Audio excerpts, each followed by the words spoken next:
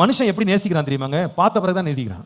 மனுஷனுடைய அன்பு என்ன தெரியுமாங்க? பார்த்து அவனுக்கு பிடிச்சு அவனுக்கு ஏற்ற மாதிரி இருந்து அப்பதான் நேசிப்பான். நம்முடைய தேவன் யார் தெரியுமா? நாம் பாவிகளாக இருக்கும் போதே நம்மை அன்பு கூர்ந்தவர் நம்முடைய தேவன். இந்த உலகத்துல யாருடைய கண்ணும் நம்ம மேல படுறதுக்கு முன்னால, நம்முடைய நிலைமையை புரிஞ்சுக்கிறதுக்கு முன்னால தேவன் நம்மை அன்பு கூர்ந்தார். இந்த உலகம் பல நிலைகளில் நம்மளை அன்பு காட்டுறதுக்கு வருங்க. நிறைய ஃபேக் லவ்லாம் இருக்கு. சில பேர் எல்லாரும் அன்பா இருக்கிறாங்கன்னு நினைச்சிட்டு நீங்க அப்படியே நிறைய பேர் நம்ம அப்படியே நம்பி ஏமாந்துடுறோம். ஆனா அந்த அன்புக்கு ஏதோ ஒரு காரணம் இருக்கு இல்லையா? அந்த அன்புக்கு ஒரு அடிப்படை இருக்குங்க. சில பேருக்கு அன்புக்கு அடிப்படையா அழகுதான். அழகு இருந்தா என்ன இருக்கும்?